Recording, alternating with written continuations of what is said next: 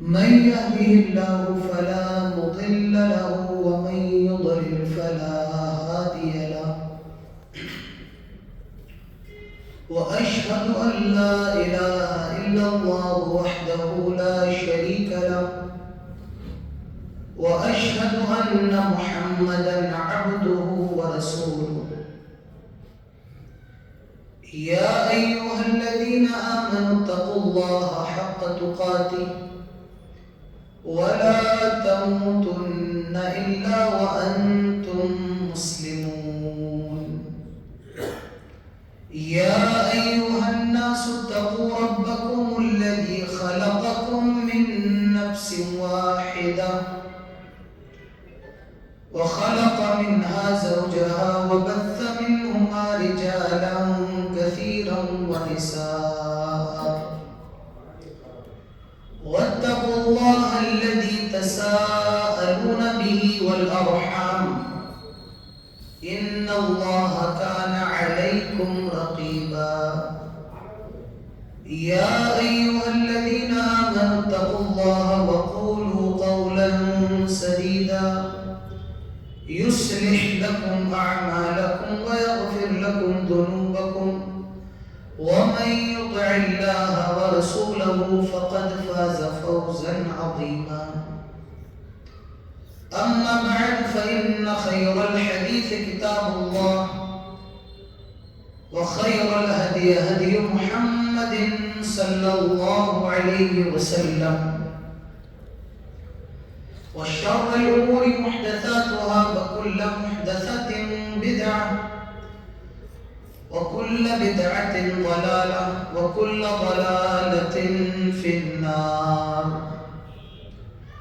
قال الله تعالى في القرآن الحكيم أعوذ بالله من الشيطان الرجيم بسم الله الرحمن الرحيم الله الذي خلقكم من ضعف ثم جعل من بعد ضعف قوة ثم جعل من بعد قوة ضعفا وشيبا قابل عزت حاضرین، بزرگوں، میری عمر کے نوجوان دوستوں، اللہ تعالیٰ کا فضل و کرم ہے کہ ہم سب کو آج اس مسجد میں اور اس وقت اس پروگرام میں اللہ تعالیٰ نے ہم سب کو شریک ہونے کی توفیق نصیب فرمائی ہے۔ تمام تعریفات صرف اور صرف اللہ رب العالمین کے لیے ہے، اور ہم اللہ تعالیٰ سے دعا کریں اللہ تعالیٰ ہم سب کے یہاں پر حاضر ہونے کو قبول فرما لے۔ جو بھی باتیں ہوں وہ صرف سننے تک محدود نہ رہیں، بلکہ ہم سب کو اس پر عمل کرنے کی توفیق نصیب فرما آمین۔ اور ہم درود و سلام قیامت کی صبح تک ہوں ہم سب کے پیارے نبی، آخری نبی، محبوب نبی جناب محمد رسول اللہ صلی اللہ علیہ وسلم پر اللہم صلی وسلم وبارک علیہ۔ جھنجھنو اس شہر کا نام تو میں نے سنا تھا، لیکن آنا اس شہر میں پہلی بار ہوا ہے۔ عام طور سے پروگرام کا جو وقت ہوتا ہے وہ مغرب کے بعد ہوتے ہیں یا کہ عشاء کے بعد، لیکن اب پروگرام دن میں بھی ہونے لگے ہیں۔ یہ میرا خیال ہے ایک اچھی پہل ہے، دن میں پروگرام ہو، آدمی کے لیے کہیں سے سفر کرنا آنا جانا بھی آسان رہتا ہے، رات میں سردی بھی بڑھ جاتی ہے اور بھی بھی مختلف قسم کی پریشانیاں ہوتی ہیں. تو میرا خیال ہے یہ پہل اچھی ہے، دن میں بھی پروگرام ہو، رات میں بھی ہو، جیسے مناسب وہ ہوں، لیکن ہونے چاہیے. میری گزارش ہے آپ کو تھوڑا آگے آ کے بیٹھ جائیں، تھوڑا آگے آ کر کے بیٹھ جائیں، آگے آ کے.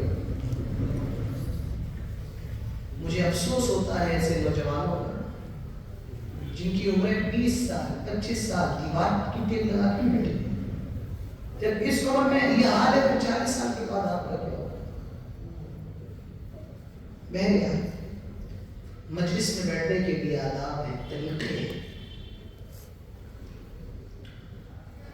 آج کے پروگرام میں مجھے جس موضوع پر بولنے کے لیے مکلف بنایا گیا ہے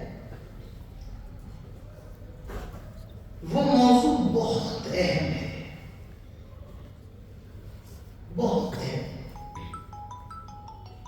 اور میں کہتا ہوں موجودہ وقت کے جو اہم موضوعات ہیں اس میں سے یہ موضوع ہے. اور یہ موضوع کیا ہے؟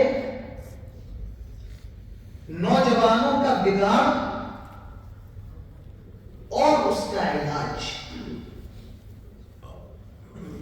نوجوان کیوں بگڑ رہے ہیں؟ اس موضوع سے یہ تو پتا چلا کہ نوجوان بگڑ رہے ہیں، تبھی تو یہ موضوع ہے کہ نوجوانوں کا بگاڑ.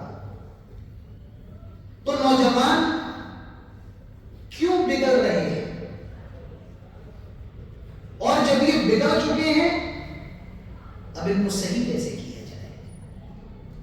لیکن میں اس موضوع کے اندر ایک چیز اور جوڑنا چاہتا ہوں، وہ یہ ہے کہ نوجوان بگڑ کیوں گئے. ایک تو ہے کہ بگڑ رہا ہے، کنٹینیو بگڑتے جا رہے ہیں، بگڑا ہوگا اور بگڑ رہا ہے. لیکن یہ جو بگاڑ کی باؤنڈری ہے، یہ جو خرابی کی ریکھا ہے، یہ جو گناہوں کی سیما ہے، یہاں تک آدمی کیسے آ گیا؟ سب سے پہلے میں اس کو ذکر کروں. نوجوان بگڑ کیوں رہے ہیں؟ آپ میں جو لوگ 40-50 سال کے برا نہیں مانیں گے. نوجوان بگڑ رہے ہیں اپنے ماں باپ کی وجہ سے. نوجوان برباد ہو رہے ہیں اپنے ماں باپ کی وجہ سے. تو نوجوان تو بعد میں قصوروار ہے، پہلے ذمہ دار ماں باپ ہیں. اللہ کے نبی صلی اللہ علیہ وسلم فرماتے ہیں کل مولود یولد علی الفطرہ، ہر بچہ فطرت پر پیدا ہوتا ہے. اس کے ماں باپ اس کو یہودی بنا دیتے ہیں، اس کے ماں باپ اس کو عیسائی بنا دیتے ہیں، اس کے ماں باپ اس کو مجوسی بنا دیتے ہیں. ہر بچہ صحیح پیدا ہوتا ہے، اس کو خراب کرنے والے اس کے ماں باپ. کیا آپ نے کبھی اپنی اولاد کی فکر کی ہے؟ میں ماں باپ سے پوچھنا چاہتا ہوں. اور یاد رکھو اولاد کی فکر اولاد کے پیدا ہونے اور اس کے 3-4 سال پہلے ہونے کے بعد نہیں ہوتی ہے. اولاد کی فکر ہوتی ہے اولاد کے پیدا ہونے سے بھی پہلے.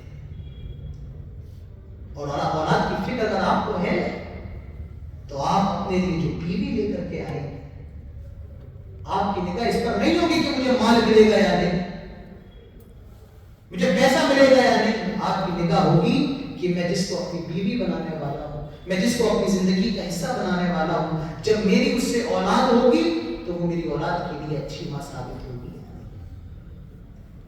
کتنی مشہور ہے حدیث، ہم نے بارہا سنی ہوگی. کیا تنکح المرأة لأربع، 4 چیزیں دیکھ کر کے شادی کی جاتی ہے. ہمارے نبی نفسیات کے ماہر تھے، سائیکالوجسٹ تھے ہمارے نبی. 4 چیزیں دیکھ کر کے شادی کی جاتی ہے. لمالہا، کتنی زیادہ مالدار ہے. عیسائی یہودی پیسہ دے کے شادی کرتے تھے، یہودی پیسہ دے کر کے شادی کرتے تھے. اللہ کے نبی نے فرمایا کچھ لوگ ہیں جو مال دیکھ کے شادی کرتے ہیں. وَلِحَسَبِهَا، خاندان دیکھ کر کے بھی کچھ لوگ شادی کرتے ہیں.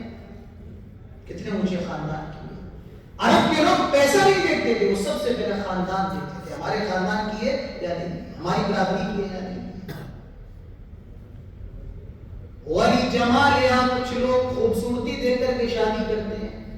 عیسائی خوبصورتی دیکھتے تھے. اللہ کے نبی صلی اللہ علیہ وسلم نے فرمایا مال دیکھ کر کے، کیونکہ یہودی مال دیکھتے ہیں. خاندان دیکھ کر کے، کیونکہ عرب کے لوگ قبیلہ اور خاندان دیکھا کرتے تھے. عیسائی خوبصورتی دیکھ کر کے اللہ کے نبی فرماتے ہیں کچھ لوگ خوبصورتی دیکھ کے شادی کرتے ہیں. اب اللہ کے نبی صلی اللہ علیہ وسلم فرماتے ہیں وَلِدِّينِ کچھ لوگ دیندار لڑکی کو دیکھ کر کے شادی کرتے ہیں. آپ نے سب سے لاسٹ میں دیندار کا ذکر کیا. پتہ یہ چلا کہ دینداری دیکھنے والے سب سے بڑے ہیں. وَلِدِّينِ کچھ لوگ دیندار لڑکی دیکھ کر کے شادی کرتے ہیں. اب اللہ کے نبی فرماتے ہیں فَاظْفَرْ بِذَاتِ الدِّينِ دیندار کو ترجیح دو. دیندار تمہاری آخری چوائس نہیں بلکہ فرسٹ چوائس ہونا چاہیے, تمہاری پرائورٹی ہونا چاہیے. فَاظْفَرْ بِذَاتِ الدِّينِ دیندار کا انتخاب کرو. کیا آپ نے شادی کرنے سے پہلے دین دیکھا ہے؟ کیا وہ باپ جو سسر بن چکے ہیں کہ آپ جب اپنے بچے کا رشتہ لینے کے لیے گئے آپ نے یہ دیکھا کہ لڑکی دیندار ہے یا نہیں, وہ قرآن پڑھنے والی ہے یا نہیں, وہ ماں باپ کی خدمت کرنے والی ہے یا نہیں, وہ پردہ کرنے والی ہے یا نہیں؟ میرے بھائیوں ہم سب سے بعد میں دین دیکھتے ہیں, سب سے پہلے خاندان, خوبصورتی اور جائیداد دیکھتے ہیں. تو اولاد کی تربیت کی ذمہ داری تو شادی ہونے سے پہلے ہی شروع ہو جاتی ہے. اولاد کی تربیت پر تو اتنا زور ہے. میں ایک بات کہوں گا, ہمیں اور آپ میں بہت سے لوگوں کو شرم آ جائے گی, اور اگر شرم نہ آئے تو ان کا ایمان مر گیا. یہ سمجھ ہم میں آپ میں کتنے لوگوں کی شادیاں ہوں گی. ہماری شریعت نے یہ بھی بتایا کہ جب تم اپنی بیوی سے ہم بستری کرو, ملاقات کرو تو دعا پڑھا کرو اللہ بسم اللہ اللہم جنبنا الشیطان وجنب الشیطان ما رزقتنا. کتنے لوگوں کو یاد ہے ہم اور آپ نے؟ اگر پرسنٹیج نکالو تو 10% بھی لوگوں کو یاد ہے. اے اللہ مجھے اور میری بیوی کو شیطان سے بچا, اور جو بچہ ہوگا, جو اولاد ہوگی, اے اللہ ہم سب کو شیطان سے بچا. کتنی پیاری ہے, کس کو یاد ہے؟ کہاں تربیت ہے اولاد کی؟ اگر چاہتے ہو کہ اولاد نیک ہو, آپ کو نیک بننا پڑے. جمعہ کے دن سورۃ الکہف سب پڑھتے ہیں. ایک واقعہ ہے سورۃ الکہف کے, حضرت موسیٰ اور خضر علیہ السلام کسی جگہ گئے, فوجد فیہا جدارا یرید ان ینقض فاقامہ. ایک دیوار کرنے والی تھی, حضرت خضر نے دیوار کو ہاتھ لگا کر صحیح کر دیا. حضرت موسیٰ نے کہا کہ آپ نے دیوار کو ہاتھ لگا کر کیوں صحیح کیا, کچھ پیسہ وغیرہ لے لیتے, آپ نے فری میں کا کام کیوں کر دیا؟ حضرت خضر جواب دیتے ہیں وَأَمَّا الْجِدَارُ فَكَانَ لِغُلَامَيْنِ يَتِيمَيْنِ فِي الْمَدِينَةِ وَكَانَ تَحْتَهُ كَنْزٌ لَهُمَا وَكَانَ أَبُوهُمَا صَالِحًا. یہ دیوار دو نیک لڑکوں کی تھی اور اس دیوار کے نیچے خزانہ تھا. وَكَانَ أَبُوهُمَا صَالِحًا, اور ان دونوں کا باپ نیک تھا, اسی لیے میں نے اس کی دیوار کو صحیح کر دیا. اگر یہ دیوار گر جاتی تو گاؤں کے لوگ خزانہ لوٹ کر کے لے جاتے. میں نے اس دیوار کو اس لیے صحیح کر دیا تاکہ گاؤں کے لوگوں کے ہاتھ میں خزانہ نہ لگے اور ان بچوں کو خزانہ مل جائے. وَكَانَ أَبُوهُمَا صَالِحًا, ان دونوں کا باپ نیک تھا, ان دونوں کا باپ نیک تھا. اگر چاہتے ہو کہ اولاد نیک ہو تو باپ کتنا نیک. ایسا نہیں ہوگا کہ آپ نے گیہوں کا دانہ ڈالا اور چنا نکل آئے. اگر دانہ گیہوں کا ہے تو چنا ہی نکلے گا. ایک صحابی تہجد کی نماز پڑھ رہے, ان کا بچہ بغل میں لیٹا ہوا تھا. سلام پھیرا, فرمایا میرے بچی جو میں نماز پڑھ رہا ہوں یہ بھی تیری وجہ سے, تاکہ اس نماز کا اثر تیرے اوپر نہ جائے. آپ نیک ہو تو اولاد نیک ہوگی, اور یہ چانسز کم ہیں آپ نیک ہو اور آپ کی اولاد بگڑ جائے اور آپ بگڑے ہوئے ہو اور آپ کی اولاد اچھی ہو جائے. یہ چانسز کم ہے. تو پہلے اپنی اولاد کی تربیت کرو. آج جو نوجوان نسل بگڑ چکی ہے اس کے ذمہ دار یہ ماں باپ ہے. بچوں کو گھروں میں وہ پیار نہیں ملتا ہے جو ملنا چاہیے. باپ گھر میں آتا ہے, جب چاہا جس کو چاہا مار دیا, آسمان سر پہ اٹھا لیتا ہے, گالی گلوچ, چیخنا چلانا, مارنا. ارے وہ بچے ہیں, کوئی جانور نہیں ہے, جب چاہو مارو. ہاں غلطی ہو تو مارو, لیکن جب غلطی نہ ہو تو مارنے کی کیا ضرورت ہے. بچے تو پھول کی طرح ہیں, پھول کو پیار کیا جائے. بچوں کو چومو, پیار کرو. اللہ کے نبی صلی اللہ علیہ وسلم اپنے نواسو حسن و حسین کو پیار کر رہے تھے. کچھ لوگوں کا گزر ہوا اور انہوں نے امام کائنات صلی اللہ علیہ وسلم کو دیکھا کہ آپ حسن اور حسین کو چوم رہے ہیں رضی اللہ عنہ. ان لوگوں نے کہا آئے اللہ کے نبی آپ اپنے بچوں کو چوم رہے ہیں, ہم نے تو کبھی آج تک اپنے بچوں کو پیار نہیں کیا. اللہ کے نبی نے فرمایا اللہ تعالیٰ نے اگر تمہارے دلوں سے رحم کو اٹھا لیا ہو تو میں کیا کر سکتا ہوں. بچے تڑپ رہے ہیں پیار کے لیے, کوئی پیار کرنے والا نہیں ہے. بیٹا اس کو 10 کا نوٹ, بیٹی کو 5 کا کیوں؟ بیٹی بھی تو تمہاری ہے, بیٹا بھی تمہارا ہے. ایک بیٹے سے زیادہ محبت کرنا, دوسرے کو بالکل خارج کر دینا, ایک بیٹے کو زیادہ جائیداد میں حصہ دے دینا. یاد رکھو اللہ کی آپ کی بھی پکڑ ہونے والی ہے. اللہ کے نبی کے پاس ایک کیس آیا, ایک صحابی اپنے ایک بیٹے کو وہ زمین دے رہے تھے اور دوسرے بیٹے کو نہیں دے رہے تھے. اللہ کے نبی کو غصہ آیا, آپ نے فرمایا فاتقوا اللہ واعدلوا بین اولادکم, اللہ سے ڈرو اور اپنی اولاد کے درمیان انصاف کرو. ہمارے رسول کا تو اور میں نے دیکھا ہے ان بزرگوں کو جن کا اپنا رویہ اپنے بچوں کے ساتھ بچپن میں اچھا نہیں رہا, پھر وہ بچے بڑے ہو کر اپنے باپ کا خیال نہیں رکھتے.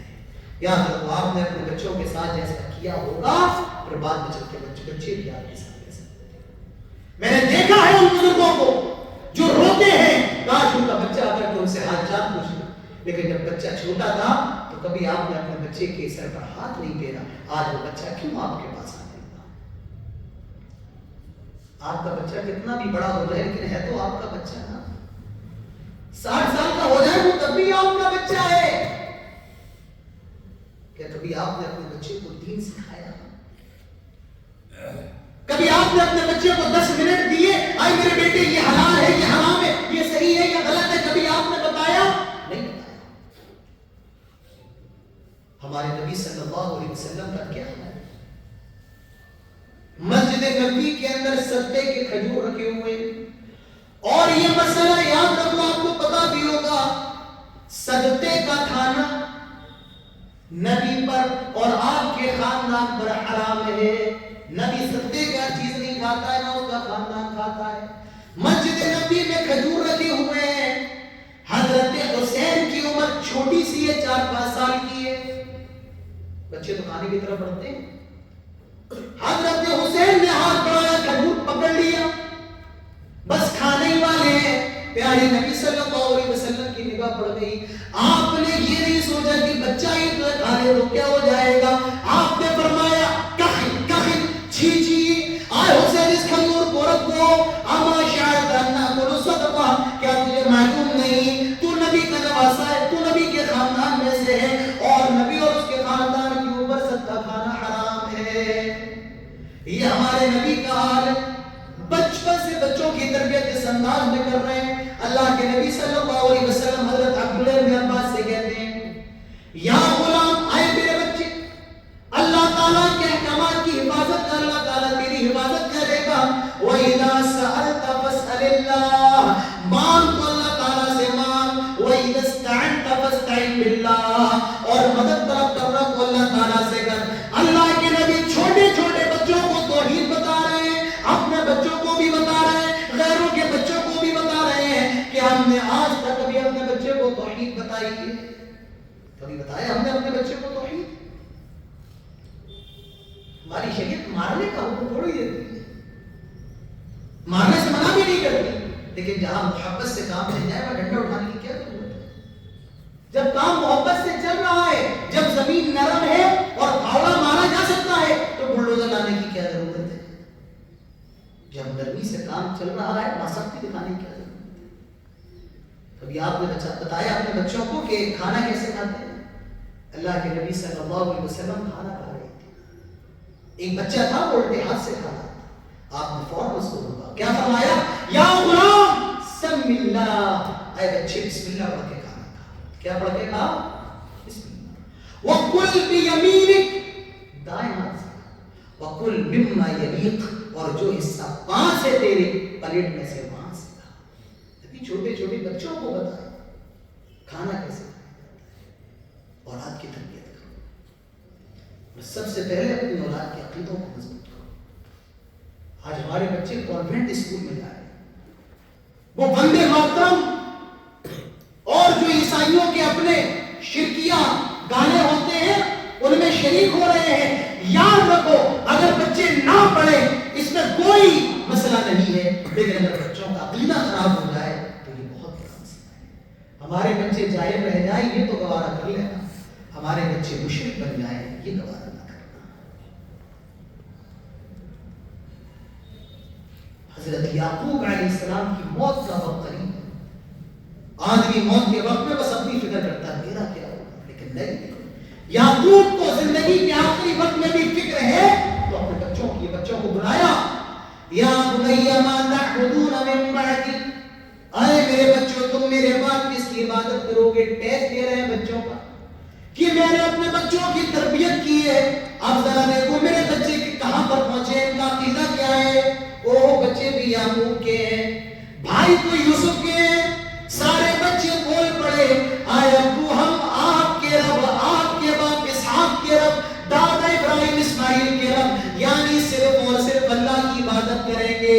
یعقوب کو فکر ہے تو اپنے بچوں کے عقیدے کی فکر ہے۔ حضرت لقمان اپنے بچے سے کہتے ہیں یا بنی لا تشرک باللہ ان الشرک لظلم عظیم، اے میرے بیٹے اللہ تعالیٰ کے ساتھ شرک نہ کرنا کیونکہ شرک سب سے بڑا گناہ ہے۔ آج اپنی بچیوں کو بتاؤ، چھوٹی چھوٹی بچیوں کو، کہ چچا کے لڑکوں سے مسافر نہیں کیا جاتا ہے، ماموں کے لڑکے سے بھی پردہ ہوتا ہے۔ آج اپنی بچیوں کو بتاؤ آئے میری بچی فلاں تیرے لیے غیر محرم ہے، تیرا اس کے سامنے آنا جائز نہیں ہے، بچپن سے اپنی اولاد کی تربیت کرو۔ تو بچے کیوں بگڑے ہیں؟ اس میں سب سے بڑا قصور کیا ہے؟ ماں باپ کا ہے۔ اور کیا قصور ہے ماں باپ کا وہ پھر بتاؤں گا، ورنہ پھر میرا وقت بڑا مختصر ہے، پھر جو اصل موضوع ہے وہ رہ جائے۔ تو نوجوان بگڑ چکا ہے، کیوں بگڑا ہے؟ ماں باپ کی وجہ سے۔ اور یاد رکھو نوجوان اگر بگڑ گیا تو پورا سماج بگڑ جاتا ہے۔ کیوں؟ کسی نے کہا ہے کہ نوجوان یہ قوم کا سردار ہوتا ہے، نوجوان یہ قوم کی بنیاد، قوم کا گھی، قوم کا مکھن۔ اگر نوجوان برباد تو قوم برباد۔ قرآن نے اس نوجوانی کے لفظ کو ہائی لائٹ کیا ہے۔ قرآن کے سورۃ الکہف اٹھائیے، وہ کچھ لڑکے تھے وہ غار میں چلے گئے تھے۔ اب اللہ تعالیٰ قرآن میں جب ان کا ذکر کرتا تو کیا کہتا ہے؟ انہم فتیۃ آمنوا بربہم وزدناہم ہدی۔ وہ چند نوجوان تھے، فتیہ چند نوجوان تھے، وہ اپنے رب کے اوپر ایمان لے آئے، اللہ تعالیٰ نے ان کی ہدایت کے اندر اضافہ کر دیا۔ اللہ تعالیٰ یہ بھی کہہ سکتا تھا وہ چند آدمی تھے، وہ چند لوگ تھے، اس طریقے سے بھی اللہ تعالیٰ کہہ سکتا تھا، لیکن اللہ نے نوجوانی کے لفظ کو ہائی لائٹ کیا ہے کہ وہ چند نوجوان تھے۔ نوجوانوں کے لفظ کو اللہ تعالیٰ نے ہائی لائٹ کیا۔ آئیے ایک آیت اور دیکھ لیجیے، اللہ الذی خلقکم من ضعف، اللہ تعالیٰ یہ جس نے انسان کو کمزور پیدا کیا، اللہ نے ہی انسان کو کمزور پیدا کیا۔ اللہ الذی خلقکم من ضعف ثم جعل من بعد ضعف قوة، اور اللہ نے پھر کمزور پیدا کرنے کے بعد طاقت دے دی، طاقتور بنا دیا۔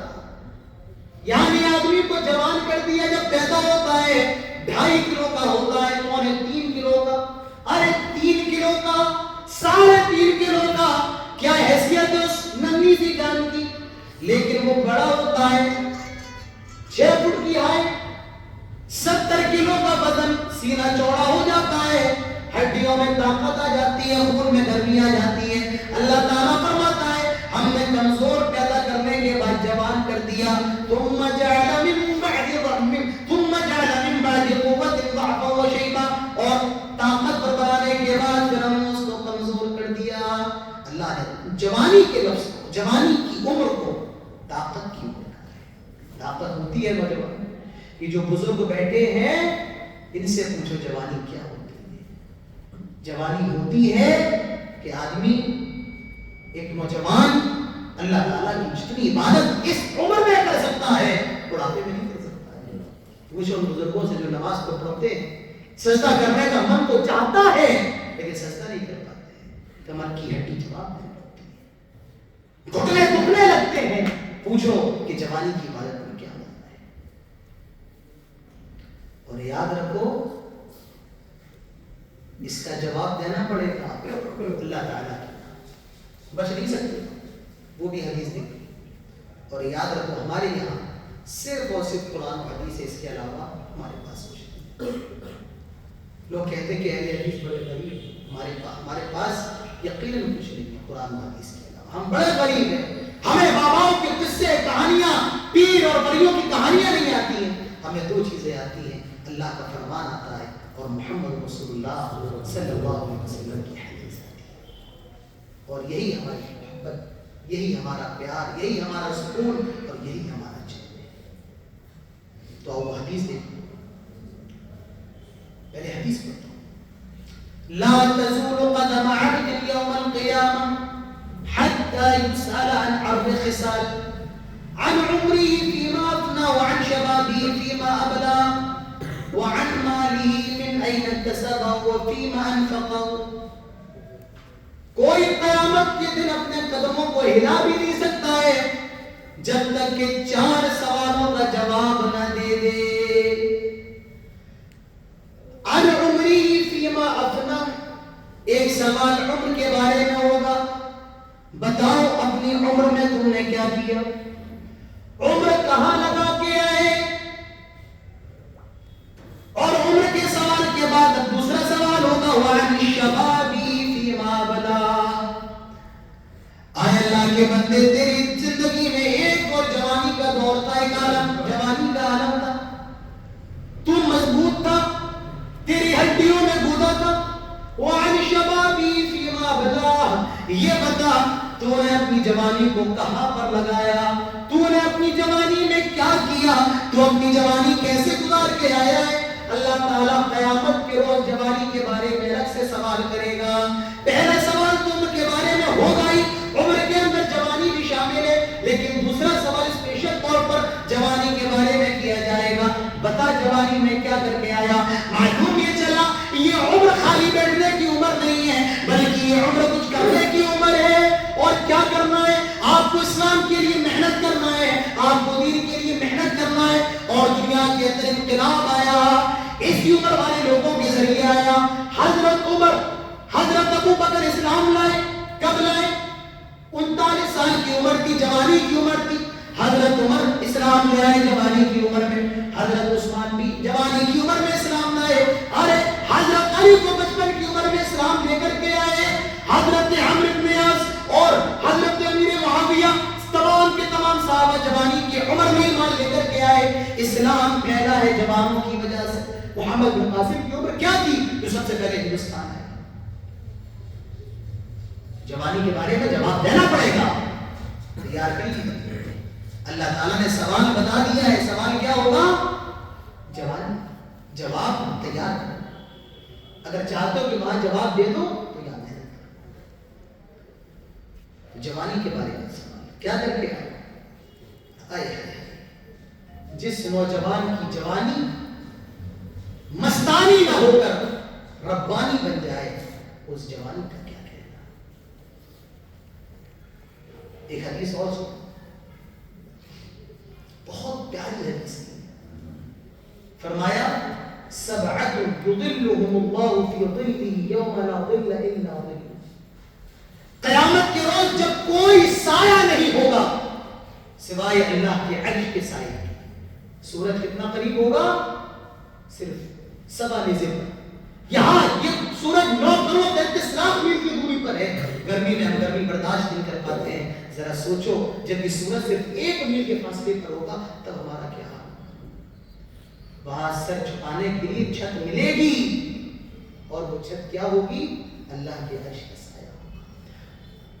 اور اللہ کے عرش کے سائے میں 7 لوگوں کو جگہ ملے گی. اور حدیثوں کے اندر اور لوگوں کا بھی ذکر ہے. اس میں ایک شخص کون ہوگا, شاب نشا فی عبادت اللہ, وہ نوجوان جس نے اپنی جوانی کو اللہ کی عبادت میں گزارا. وہ نوجوان بھی قیامت کے روز اللہ تعالیٰ کے عرش کے سائے۔ یہ جوانی نعمت بھی ہے اور یہ جوانی امتحان بھی ہے۔ یہ جوانی اللہ تعالیٰ کی بہت عظیم رحمت ہے، لیکن یہ جوانی زحمت بھی ہے۔ آج دنیا کے اندر نوجوان شراب پی رہا ہے، زنا کر رہا ہے، اور بڑے خوش نصیب ہیں اللہ والے ہیں جو ایسے موقع پر بھی مسجد سے جڑے ہیں اور ایسے موقع پر بھی دین سے جڑے ہیں۔ وہ نوجوان یقیناً مبارکباد کے قابل۔ تو جوانی اللہ کو بڑی پسند ہے۔ تو آئیے ہم یہ دیکھتے ہیں کہ نوجوانوں کا بگاڑ، نوجوان کن کن طریقے کے گناہوں میں آج ملوث نظر آ رہا ہے۔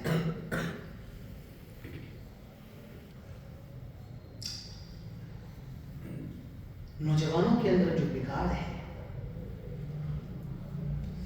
اس کے اندر ایک بگاڑ شراب کا ہے۔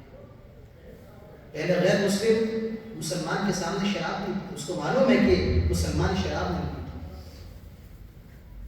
غیر مسلم مسلمانوں کے سامنے رہ کر کے شراب نہیں پیتا تھا، آتا نہیں تھا اگر وہ شراب کی عادت ہے۔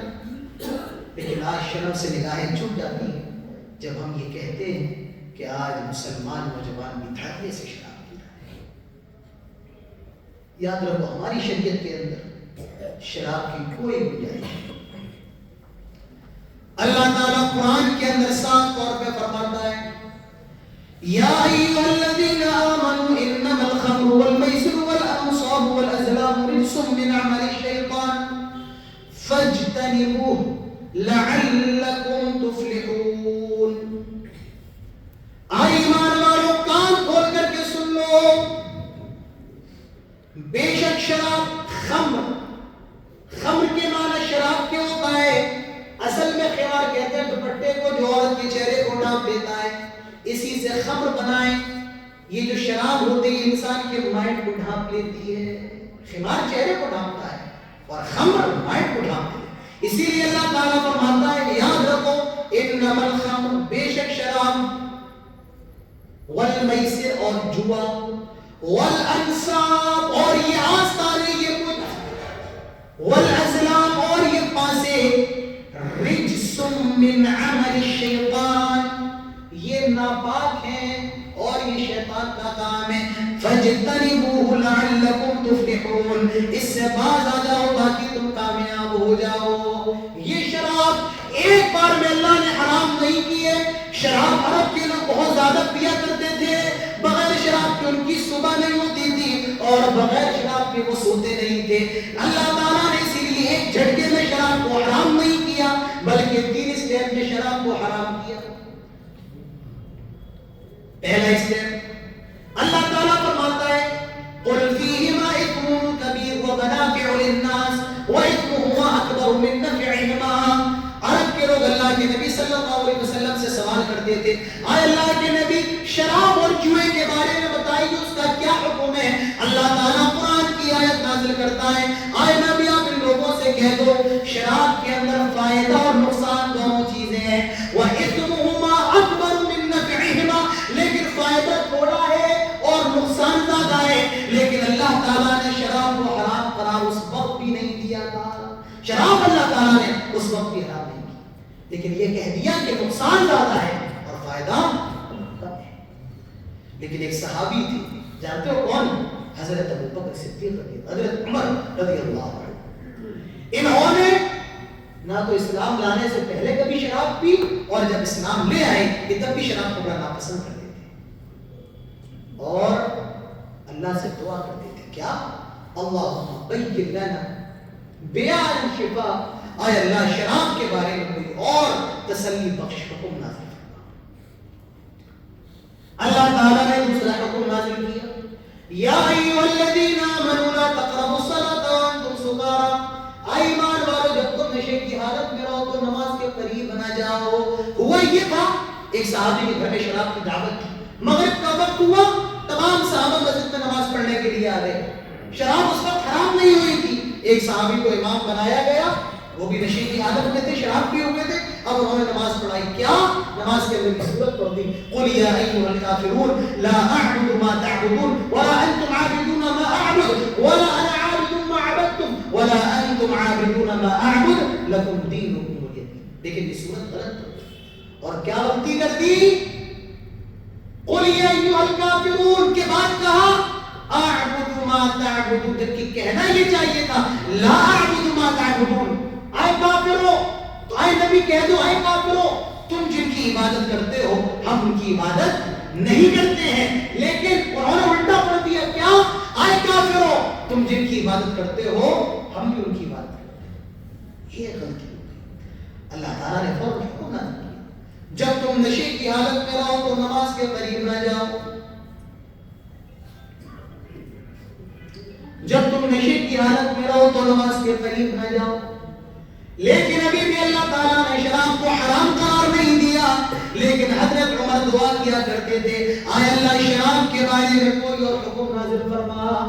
پھر اللہ تعالیٰ نے شراب کے بارے میں کلیئر کٹ حکم نازل کر دیا یا ایھا الذین آمنوا انما الخمر والمیسر والانصاب والازلام رجس من عمل الشیطان. آئے ایمان والو یہ شراب، نام لیا شراب، والمیسر اور جوا، والانصاب اور یہ بت، والازلام اور یہ بانسے، رجس. رجس کا کیا ہے؟ ناپاک ہے، چھیک گندا. ماں کہتی ہے چھیک بچے اس کے بعد جانا نہیں، گندگی پڑی. اللہ تعالیٰ فرماتا ہے چھیک ناپاک ہے، چیزیں ناپاک ہیں. اور کیا ہے؟ من عمل الشیطان، بلکہ یہ تو شیطان کا کام ہے. فاجتنبوہ، کیا کہا؟ رک جاؤ، بچ جاؤ. فاجتنبوہ، اب اس سے اجتناب کر لو، رک جاؤ. ابھی تک تم نے شراب پی، اب یہ شراب بھی حرام، یہ جوا بھی حرام، یہ تمام چیزیں حرام ہیں. کیا کرو؟ فاجتنبوہ، اس سے رک جاؤ. ایک ہوتا ہے اترو، چھوڑو. مان لو یہ پانی ہے میں چھوڑ دیتا ہوں. ایک ہوتا ہے اجتناب، بچو. دونوں میں فرق ہے، فرق سمجھاؤں گی بالکل توجہ کے ساتھ سننا. آپ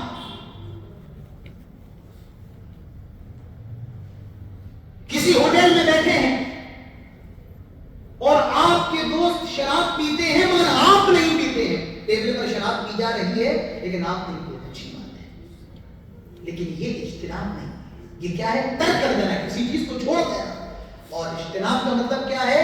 جس ٹیبل پر بھی شراب پی جا رہی ہے وہاں سے یہ اجتناب. فرمایا کہ جہاں شراب پی جائے اس ٹیبل پر بھی بیٹھنے کی ضرورت نہیں.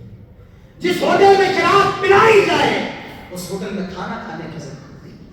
جس گھر میں شراب پلائی جائے اس گھر میں داخل ہونے کی ضرورت نہیں ہے. یہ ہے شراب کا معنی. فاجتنبوہ، اس کو چھوڑ دو. اور چھوڑ دو گے وہاں سے اٹھ جاؤ گے، چلے جاؤ گے، لعلکم تفلحون، کامیاب ہو جاؤ گے. انما يريد الشيطان ان يوقع بينكم العداوة والبغضاء في الخمر والميسر. ارے شیطان کا تو ارادہ ہی یہی ہے کہ شراب کے ذریعے تمہیں غافل کر دے اور جوئے کے ذریعے تمہیں غافل کر کے اللہ تعالیٰ کے راستے سے روک دے. وَيَصُدَّكُمْ عَنْ ذِكْرِ اللَّهِ وَعَنِ الصَّلَاةِ، تمہیں اللہ تعالیٰ کے ذکر سے اور نماز سے روک دے. فَهَلْ أَنْتُمْ مُنْتَهُونَ، آئے لوگوں جب اللہ تعالیٰ نے حرام کر دیا تو کیا اب بھی تم اس سے باز نہیں آؤ گے؟ کیا اب بھی تم اس سے رکو گے نہیں؟ کیا اب بھی تم ان چیزوں سے نہیں بچو گے؟ کیا اب بھی تم اس سے رکو گے نہیں؟ مدینہ کے اندر ایک آواز لگانے والے نے آواز لگائی، آئے لوگوں سن لو شراب حرام کر دی گئی ہے.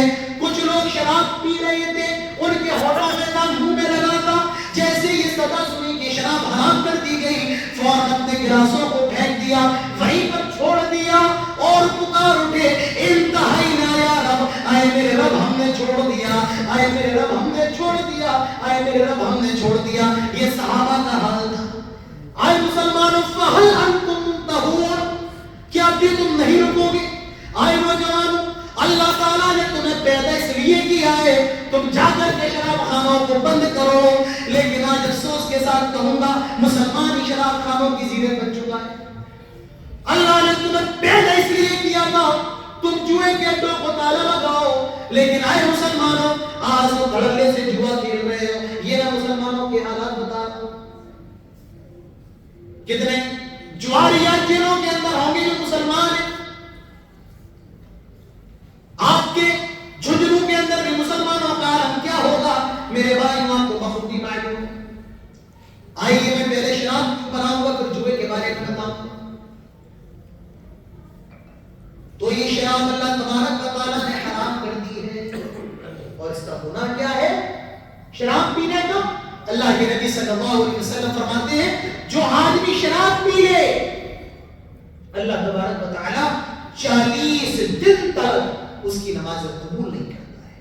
40 دن تک جو آدمی شراب پیے 40 دن تک اللہ تعالیٰ اس کی نماز کو قبول نہیں کرتا ہے۔ لیکن اللہ کے نبی فرماتے ہیں فَإِن تَابَ تَابَ اللَّهُ عَلَيْهِ، لیکن اگر کوئی شرابی توبہ کر لے تو اللہ تعالیٰ اس کی توبہ کو قبول کر لیتا ہے۔ لیکن آدمی پھر شراب پینے لگتا ہے، توبہ کرنے کے بعد پھر شراب پینے لگتا ہے، اللہ کے نبی فرماتے ہیں پھر اللہ تعالیٰ اس کے نمازوں کو قبول نہیں کرتا ہے۔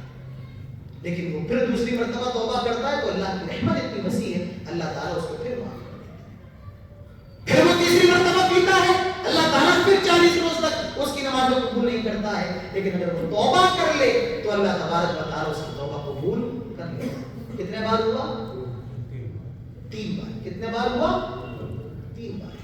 اب چوتھی بار فَإِنْ عَادَ الرَّابِعَةَ، اللہ کے نبی فرماتے ہیں اب اگر وہ چوتھی بار پیتا ہے، 3 بار پیا معافی مانگی اللہ نے معاف کر دیا، اگر وہ چوتھی بار پیتا ہے فَإِنْ عَادَ الرَّابِعَةَ، اب چوتھی بار پینے کے بعد اگر وہ توبہ بھی کرے تب بھی اللہ تعالیٰ اس کی توبہ کو قبول نہیں کرتا۔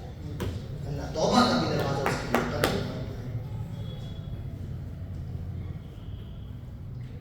اللہ کے نبی صلی اللہ علیہ وسلم فرماتے ہیں جو آدمی دنیا کے اندر شراب پیتا ہے اللہ تعالیٰ جہنم کے اندر بھی اس کو پلائے گا۔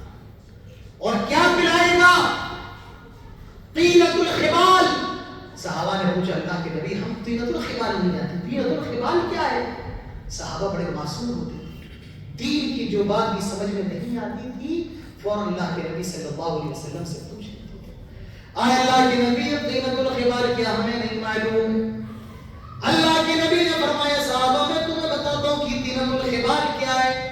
عصارۃ اہل النار، جب جہنمی جہنم کے اندر چلیں گے اور ان کی جو چمڑی گل کر کے پانی بن جائے گی، ان کے جسموں سے جو پیپ مواد خون پسینہ نکلے گا، یہی طینۃ الخبال ہے، اور یہی دنیا کے اندر شراب پینے والوں کو پلایا جائے گا۔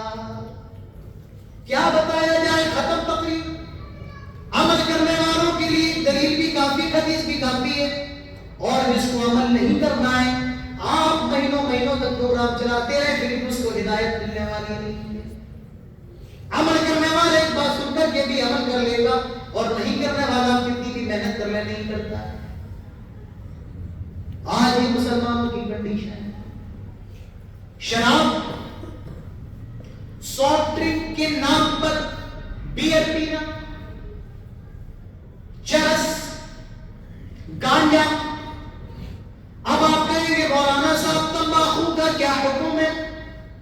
ذرا تمباکو کے بارے میں بتاؤ۔ میں کہوں گا تمباکو کھانا بھی حرام ہے۔ آپ کہیں گے فلاں مولانا صاحب نے کہا حرام نہیں ہے۔ پھر میں آپ سے پوچھوں گا یہ بتاؤ کہ فلاں مولانا صاحب کھاتے ہیں، تو آپ کہیں گے ہاں وہ بھی کھاتے ہیں، تبھی حرام نہیں ہے، ورنہ حرام۔ اور یہ میں نے کہا تو میرا فتویٰ نہیں، یہ پیارے نبی صلی اللہ علیہ وسلم کی حدیث ہے۔ اللہ کے نبی صلی اللہ علیہ وسلم فرماتے ہیں کل مسکر خمر کل مسکر حرام، ہر چیز جس سے نشہ ہے وہ خمر ہے، شراب ہے۔ شراب صرف وہ نہیں ہے جو آپ کو بوتل میں بھر کے مل جائے، شراب صرف وہ نہیں ہے جو آپ کو کین میں مل جائے، شراب وہ نہیں ہے جو آپ کو بہترین بوتل میں دے دی جائے۔ ہر وہ چیز جس سے نشہ آئے وہ شراب ہے۔ گٹکا آپ کی نظر میں گٹکا ہے، شریعت کے اندر شراب ہے۔ نشے والا پان آپ کی نظر میں نشے والا پان ہے، شریعت کے اندر وہ شراب ہے۔ بیڑی آپ کی نظر میں بیڑی ہے، شریعت کے اندر وہ شراب ہے۔ سگریٹ آپ کی نظر میں سگریٹ ہے، شریعت کے اندر وہ شراب ہے۔ اللہ کے نبی فرماتے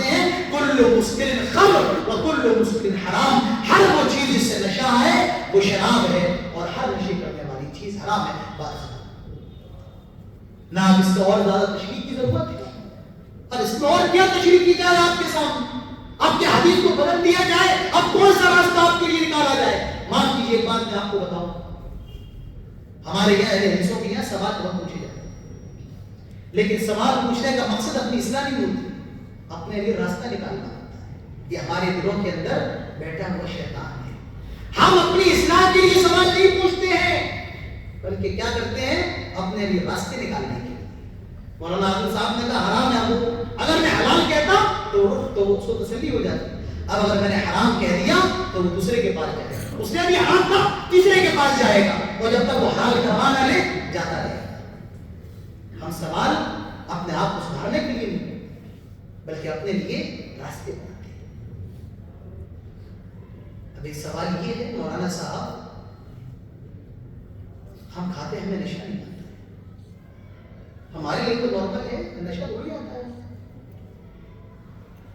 اس کے لیے بھی حدیث ہے, وہ حدیث بھی اللہ کے نبی فرماتے ہیں ما اسکر کثیرہ فقلیلہ حرام, جس کے زیادہ کھانے سے نشہ آ جائے اس کا تھوڑا کھانا بھی حرام ہے. بات ختم. جس کے زیادہ کھانے سے نشہ آئے اس کی تھوڑی مقدار بھی کھانا. رکنے والا ان چیزوں کو سن کر کے رک جائے. صحابہ اکرام نے گردنیں کٹا دی دین کے لیے, اللہ کے لیے, رسول کے لیے. ہم حرام چیز سے بھی باز نہیں آ سکتے, پھر کس بات کی مسلمان. صحابہ اکرام نے گھر بار لٹا دیے دین کے لیے, ہم حرام چیز کو بھی دین اللہ کی رضا کے لیے نہیں چھوڑ سکتے, پھر ہم کس بات کی مسلمان.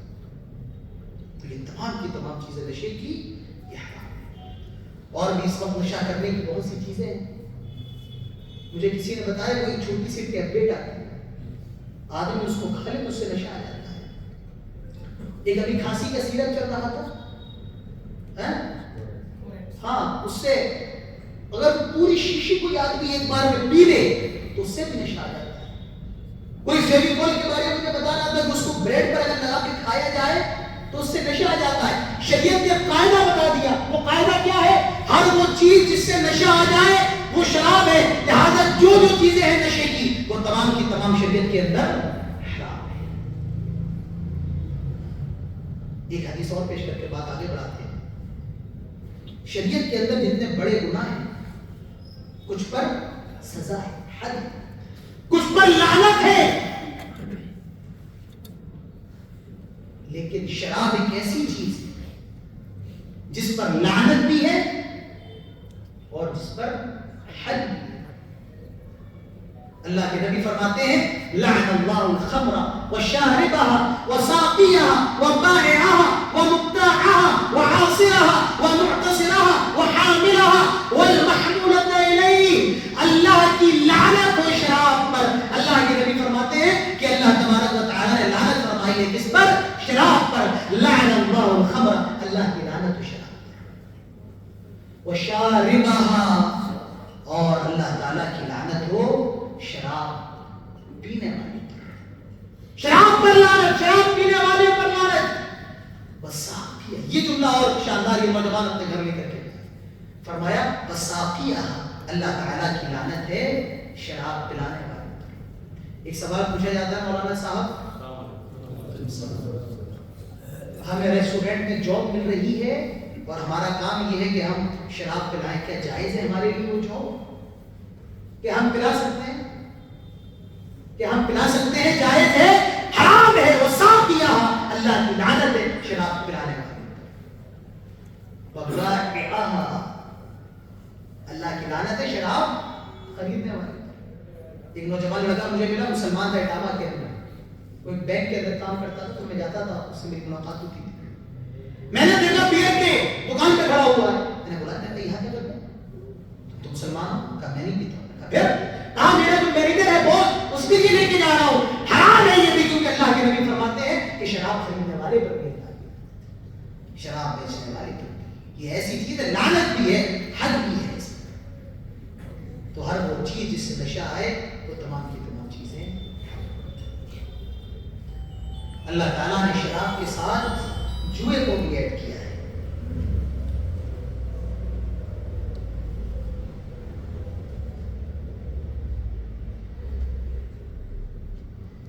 کی ہندی لکھ کے دیے، یہ سنسکرت زیادہ لگ رہی ہے. ہاں اس کو ذرا پڑھیے.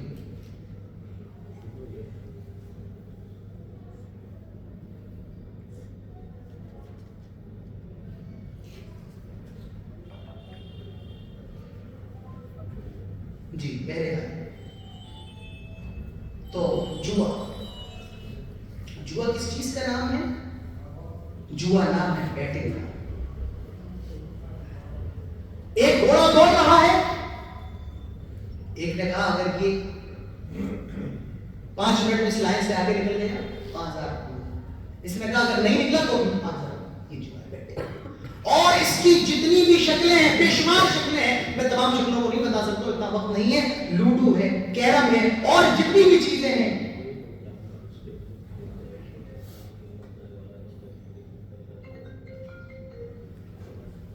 تو اس میں جتنی بھی چیزیں ہیں، جو بھی جوئے کی شکلیں ہیں، وہ تمام کی تمام ہیں. مجھے نہیں پتا موبائل کے اندر کوئی ایک ایسا گیم ہے، اس پہ ٹیم بناؤ، ٹیم کھلاؤ، پیسہ ملتا ہے. یہ بھی بیٹنگ کی شکل ہے. آن لائن لوڈو ہو رہا ہے پیسہ لگا کر کے، بیٹنگ کی شکل ہے. تو تمام کی تمام شکلیں جس کے اندر بیٹنگ سب کی سب ہے. اللہ کے نبی صلی اللہ علیہ وسلم فرماتے ہیں، مسلم کی حدیث ہے، من لعب بالنردشیر، جو آدمی نردشیر کھیلے. نردشیر کیا ہے؟ ایران کے اندر ایک گیم تھا، کچھ ان کی الگ طریقے کی گوٹیاں ہوتی تھیں، پاسا ہوتا تھا، اس کے ذریعے وہ کھیلا کرتے تھے. اللہ کے نبی فرماتے ہیں جو آدمی نردشیر کھیلے، من سبغ یدہ فی لحم خنزیر و دمہ، گویا کہ وہ سور کے خون میں اپنا ہاتھ اور اس کے گوشت میں اپنا ہاتھ ڈال رہا ہے. تو میرے بھائی، ہماری شریعت نے جوئے کے بھی تمام دروازوں کو کہہ کر بند کر دیا کہ شراب اور جوا کی تمام چیزیں ہماری شریعت کے اندر جائز گنجائش نہیں. اور ہم وقت لگائیں مولانا صاحب، ہمارے پاس ٹائم ہے تو ہم اگر کھیل لیں تو کیا حرج ہے؟ اللہ کے بندو، ٹائم بہت قیمتی چیز ہے. کب زندگی کی سانسیں بند ہو جائے کوئی نہیں. کب ہماری زندگی کا آخری وقت آ جائے، یہ جو وقت آپ کا خالی ہے اللہ تبارک و تعالیٰ کی رضا کے لیے. فَإِذَا فَرَغْتَ فَانْصَبْ، جب آپ فارغ ہو جائیں تو اللہ تبارک و تعالیٰ کی طرف جھک جائیں. آپ کی محنت اللہ تبارک و تعالیٰ کی. ارے اسلام کے اندر وقت اتنی اہم چیز ہے. ایک بات بتائیے، ابھی رمضان کا مہینہ آنے والا ہے، مثال کے طور پر 5:39 پر روزے افطار کا ٹائم ہے، اور کوئی آدمی 5:38 پر غلطی سے روزہ افطار 5:38 پر روزہ افطار کر کے روزہ ہو جائے گا اس کا؟ کہ بھائی 1 منٹ کا تو معاملہ ہے، کیا مسئلہ؟ ہماری شریعت ٹائم کی بات ہے. کوئی آدمی بقرعید کی نماز سے پہلے اگر قربانی کر لے، قربانی ہو جائے گی اس کی؟ نہیں. کیوں؟ ٹائم کا مس میچ ہو گیا. ٹائم غلط. ٹائم اللہ نے دیا ہے، اس ٹائم کی اللہ تعالیٰ فرماتا ہے اقترب للناس حسابهم وهم في غفلة معرضون. حساب کا وقت بہت زیادہ نزدیک، بہت زیادہ قریب ہے، لیکن لوگ پھر بھی غفلت کے شکار ہیں. 10 دن پہلے ہم سب نے سنا ہے، امت کے لیے بہت دردناک واقعہ ہے. ہندوستان کے کچھ لوگ عمرہ کرنے کے لیے سعودی عرب جاتے ہیں. 45 لوگ مکہ سے مدینہ ایک بس پر سوار ہوتے ہیں مکہ سے مدینہ جانے کے لیے، اور اس میں حیدرآباد کے پورے خاندان کے لوگ تقریباً 17-18 لوگ. بس مکہ سے مدینہ نکلی. کہاں سے؟ مکہ سے، جہاں ہمارے نبی پیدا ہوئے. کون سا شہر جہاں ہم سب منہ کر کے نماز پڑھتے ہیں؟ وہ مکہ. کس کی تمنا نہیں اللہ تعالیٰ اپنے گھر کا دیدار کرائے؟ جو حج کر کے آ گیا اس کی تمنا کہ دوبارہ چلے جائے. جس نے نہیں کیا اس کی بھی تمنا، جو کسی کی تمنا کہ اللہ تعالیٰ عمرہ کروائے. ہم سب کی تمنا ہے، دعا کرے اللہ تعالیٰ ہم سب کو اپنے گھر کا دیدار ضرور کروائے. مکہ سے مدینہ جا رہی ہے، کچھ ہی دوری پر چلی تھی، بس کے اندر آگ لگی اور جتنے لوگ اس بس کے اندر موجود تھے وہ تمام کے تمام جل کر کے مر گئے.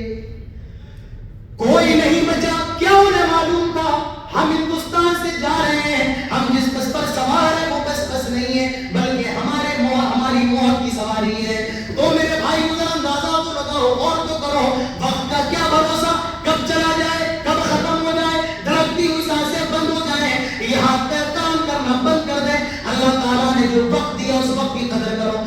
کے نبی فرماتے ہیں اغتنم خمسا قبل خمس، 5 چیزوں کے آنے سے پہلے 5 چیزوں کی قدر کرو۔ اس میں ایک چیز کیا ہے کہ مشغولیت آنے سے پہلے اپنے وقت کی قدر کرو، اپنے وقت کی قدر۔ تو یہ بہت زیادہ ضروری ہے۔ تو میرے یہاں نوجوانوں کا ایک بگاڑ کیا ہے؟ شراب کا بگاڑ۔ ایک بگاڑ کیا ہے؟ جمعے کا، وقت کی بربادی کا۔ اسی طریقے سے ایک بگاڑ اور ہے، اور میں کہتا ہوں کہ سب سے بڑا بگاڑ ہے آج۔ اور یہ بگاڑ صرف نوجوانوں کا نہیں ہے، یہ بگاڑ بچوں کا بھی ہے، یہ بگاڑ بزرگوں کا بھی، یہ بگاڑ عورتوں کا بھی، سب کا ہے۔ اور جانتے ہو کیا ہے بگاڑ؟ ہاں، وہ موبائل ہے۔ کیا ہے وہ؟ موبائل۔ میں یہ نہیں کہتا کہ موبائل غلط ہے، اللہ کی عظیم نعمت ہے۔ وَإِن تَعُدُّوا نِعْمَتَ اللَّهِ لَا تُحْصُوهَا، گننا چاہو گن نہیں سکتے ہو اللہ کی کتنی عظیم نعمت ہے۔ پہلے آدمی جب سفر پہ نکلتا تھا گھر والے بے قرار رہتے تھے، منزل پر پہنچ پائے نہ پہنچ پائے، لیکن آج موبائل ہے، وہ پل پر میں خبر دیتا رہتا ہے، میں یہاں تک پہنچا ہوں، خیریت سے پہنچتا ہوں، کوئی دقت نہیں۔ ہم جب مدرسے میں پڑھتے تھے گھر سے پیسہ آنے کی بہت دقت ہوتی، کیسے آئے گا پیسہ؟ جب کوئی ملنے آتا تھا تو پیسہ اس کے ذریعے بھیج دیا جاتا تھا۔ آج موبائل کے ذریعے بڑا آسان ہے، یو پی آئی ہم سب چلاتے ہیں، دنیا کے اندر جہاں بھی رہے پیسے کا کوئی مسئلہ نہیں۔ تو زندگی اس موبائل کے ذریعے بڑی آسان ہو گئی۔ تو یہ موبائل نعمت ہے، لیکن نعمت کب تک ہے؟ جب ضرورت کی حد تک ہے۔ لیکن جب یہ موبائل شوق بن جائے، جب یہ موبائل جنون بن جائے، جب یہ موبائل ہماری اور آپ کی ضرورتوں سے آگے بڑھ جائے، تو یہ موبائل پھر نعمت نہیں رہتا ہے، بلکہ موبائل مصیبت بن جاتا ہے۔ اس موبائل کا کیا بگاڑ ہے؟ ایک دو چیزیں میں آپ کے سامنے پیش کرتا ہوں۔ اس موبائل کے بگاڑ میں سے ایک اہم بگاڑ یہ ہے،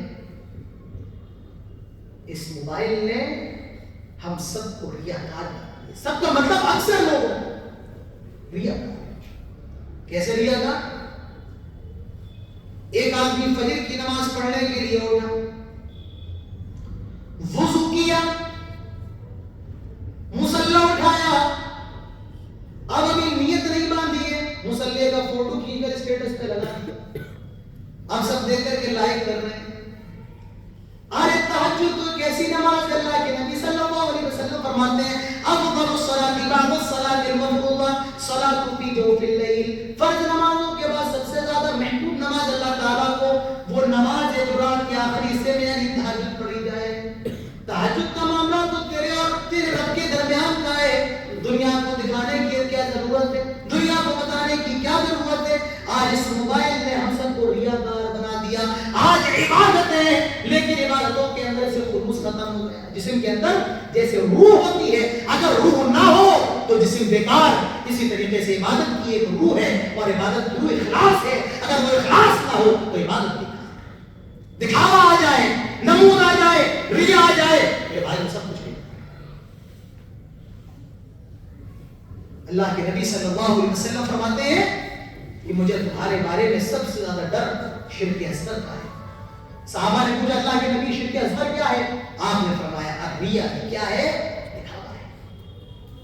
ایک آدمی غریب کی مدد کر رہا ہے، کیلا دے رہا ہے، اس کو چادر دے رہا ہے، چادر ایک دے رہا ہے، کیمرے والے دس کر رہے ہیں، کیوں بھائی؟ جس کو دینا ہے چپ چاپ دے دیا اللہ کی رضا کے لیے، جس کو دینا اللہ تعالیٰ کی محبت میں دے دیا، فوٹو لینا اس کو باہر کرنا کیا ضرورت ہے؟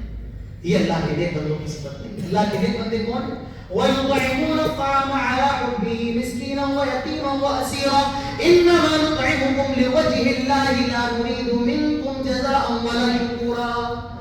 اللہ کے نیک بندے وہ ہیں جو غریبوں کو، مسکینوں کو، محتاجوں کو کھانا کھلاتے ہیں صرف اور صرف اللہ کی رضا کے لیے، اور وہ یہ بھی نہیں چاہتے میرا کوئی فوٹو لے یا مجھے کوئی اس کا بدلہ دے، ولا شکورا، اور وہ تو یہ بھی نہیں چاہتے ہیں اللہ کوئی ان کو تھینک یو بھی بولے۔ لوگ کہتے ہیں دیکھو لے گیا تھینک یو بھی نہیں بولا، ہمارا دھنیہ واد بھی ادا نہیں کیا۔ اللہ کے نیک بندے کو جب وہ کچھ دیتے ہیں تو یہ بھی نہیں چاہتے کہ کوئی ان کے لیے تھینک یو۔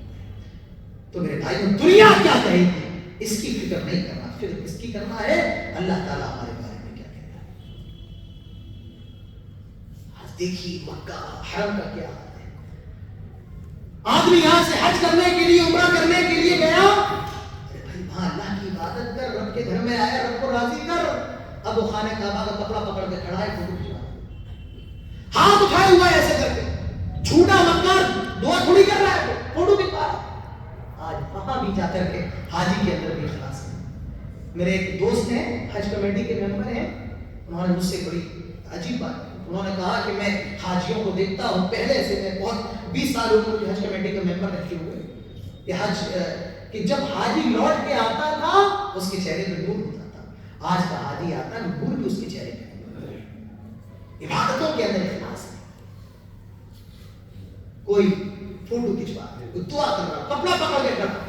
اللہ کو معلوم تھا ایسے لوگ آئیں گے, اسی لیے اللہ نے اپنے نبی سے دعا کروائی.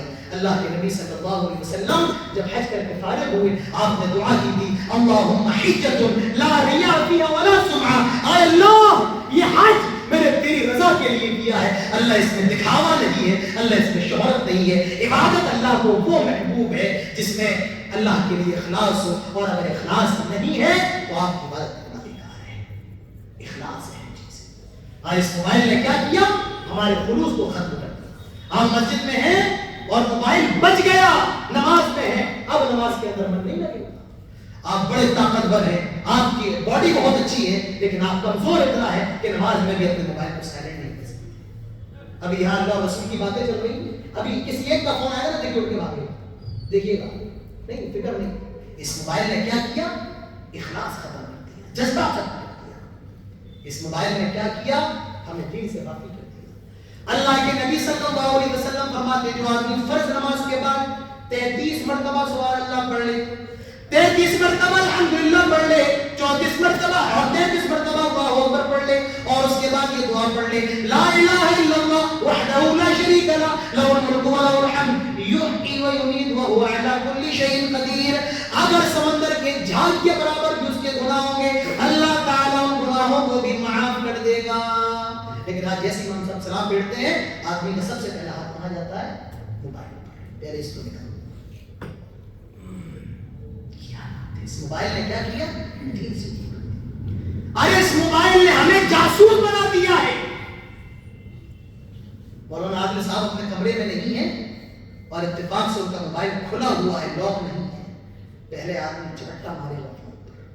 مولانا صاحب نے کیا کیا دیکھا, ان کے فون میں کس کس کا فوٹو ہے, ان کی یوٹیوب ہسٹری میں انہوں نے کیا کیا دیکھا ہے. یاد رکھیے حرام ہے یہ تمام چیزیں. اللہ کے نبی صلی اللہ علیہ وسلم فرماتے ہیں, یا ایھا الذین آمنوا ولا تجسسوا, اے ایمان والو جاسوسی نہ. اور اس موبائل نے ہم سب کو جاسوس بنا دیا.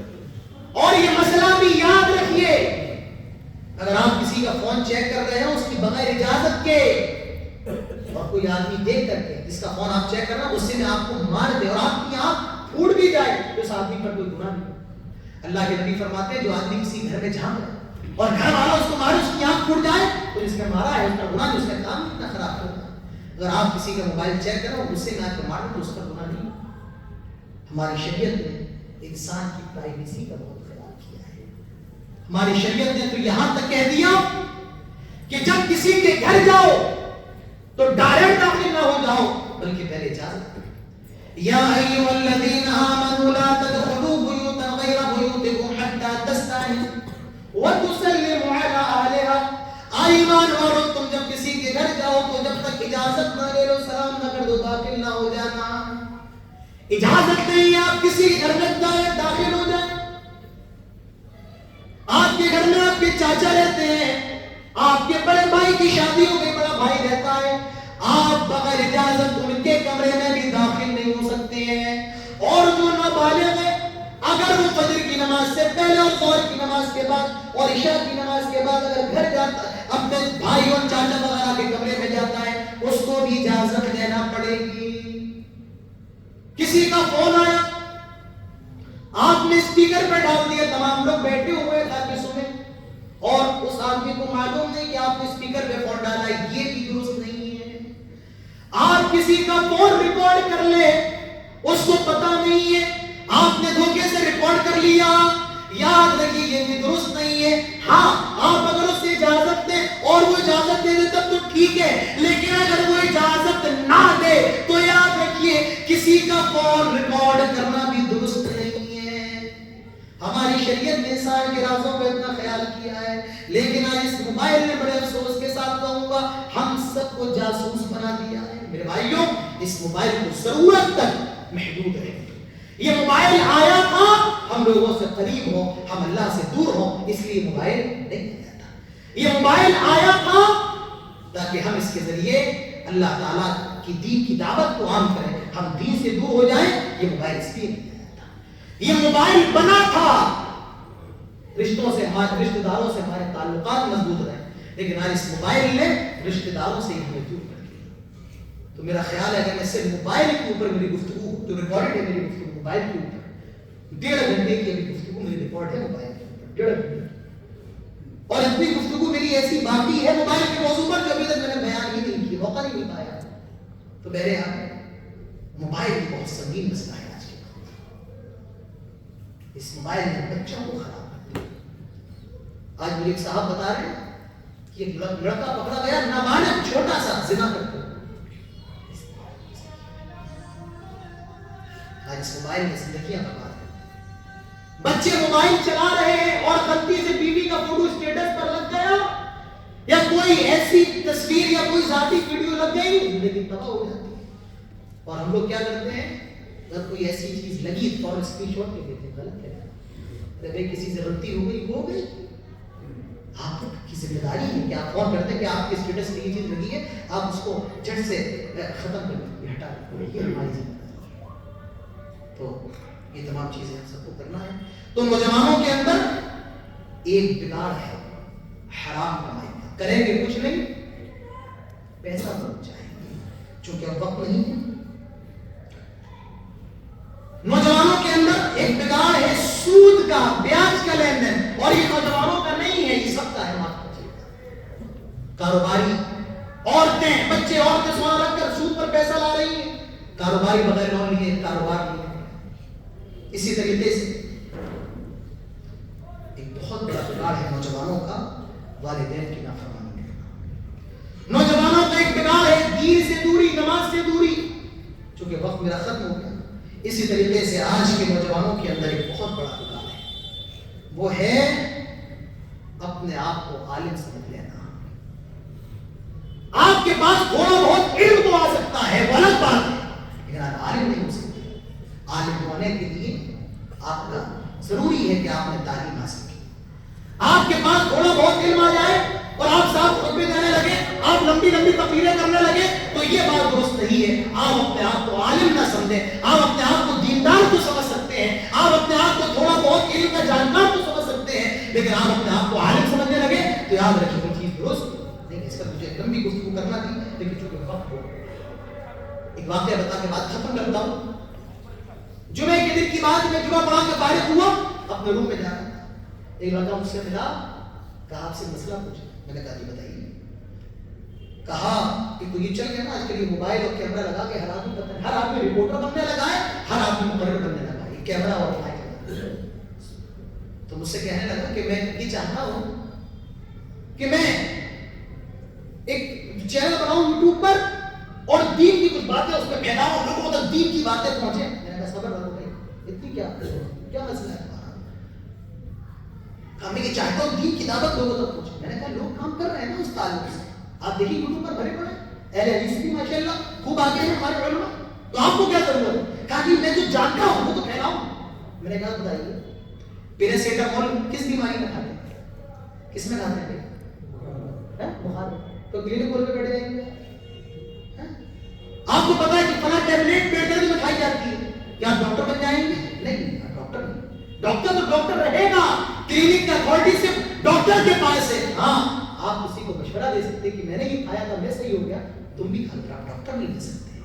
دین کا جو کام ہے وہ دین کے جانکار کریں گے، آپ عالم نہیں، آپ عابد تو ہو سکتے ہیں، آپ عالم ہو، عالم رہے، آپ عالم بننے کی کوشش نہ کریں تو یہ بہت بڑا بگاڑ ہے۔ ہر غیرہ لتو خیرہ چند کتابیں ہندی کی پڑھ کر کے اپنے آپ کو عالم سمجھتا ہے، یہ بگاڑ بھی نوجوانوں کا ہے، اور یہ بگاڑ زیادہ تر وہاں ہے جہاں پر نئے اہل حدیث، معذرت کے ساتھ میں آپ سے بات ہو کہنا چاہتا ہوں، جن جگہوں پر نئے اہل حدیث ہو رہے ہیں وہاں اس طریقے کی فتنے بھی زیادہ ہوتے ہیں. یہ پرانے اہل حدیث ہیں وہاں فتنے کم ہیں، لیکن جو اہل حدیث نئے ہیں ان کے فتنے زیادہ ہیں. بہرحال نوجوانوں کا بگاڑ کیا ہے اور اس کا علاج کیا ہے، یہ دونوں چیزیں میں نے آپ کے سامنے رکھی ہیں. میں گفتگو اور بھی کرنا چاہتا ہوں لیکن چونکہ اب وقت ختم ہو چکا ہے، ظہر کا وقت بھی ہے اور مجھے فوراً اب نکلنا ہے، کیونکہ مغرب کی نماز کے بعد ہماری مسجد میں مہینے کے آخری اتوار کو پروگرام ہوتا ہے. آج بھی وہاں پروگرام ہے، وہاں بھی مجھے میرا ہی پروگرام شرکت کرنا ہے. اللہ تعالیٰ سے دعا کریں اللہ تعالیٰ ہم سب کو تمام باتیں سننے اور سمجھنے کے ساتھ عمل کرنے کی توفیق اللہ تعالیٰ نصیب کرے. اللہ تعالیٰ سے دعا کریں اللہ تعالیٰ ہمارے نوجوانوں کو دین پر صحیح طور پر عمل کرنے کی توفیق نصیب کرے. اللہ تعالیٰ ہمارے نوجوانوں کو، ہماری خواتین کو، ہم سب کو اپنی اصلاح کرنے کی توفیق عطا فرمائے. اللہ تعالیٰ ہم سب کو صراط مستقیم پر ہمیشہ قائم رہنے کی توفیق نصیب فرمائے. اللہ جو بھی لوگ یہاں پر موجود ہیں اللہ ان سب کی حاضری کو قبول فرمائے. جن نوجوانوں نے آج کے پروگرام کو سجایا ہے، انعقاد کیا ہے، اللہ سے دعا کریں اللہ تعالیٰ ان کی کوششوں کو قبول فرمائے. جہاں آج کے وقت میں نوجوان یوٹیوب پر، انسٹاگرام پر ریلز بنانے میں بزی ہیں، وہیں کچھ نوجوان ایسے بھی ہیں جو دین کے لیے محنت کرنے میں بزی ہیں. یقیناً یہ محنت بہت عظیم ہے. دعا کریں اللہ تعالیٰ ہم سب کی حاضری کو یہاں پر قبول فرمائے، ہم سب کے آنے کو قبول فرمائے اور اسی طریقے سے ہم سب کو گاہے بگاہے اس طریقے کے پروگرام کے انعقاد کرنے کی توفیق نصیب فرمائے. جب تک زندہ رہے توحید پر، خاتمہ ہو تو ایمان پر. آمین. اقول قولی ھذا واستغفر اللہ لی ولکم ولسائر المسلمین. السلام علیکم ورحمۃ اللہ وبرکاتہ.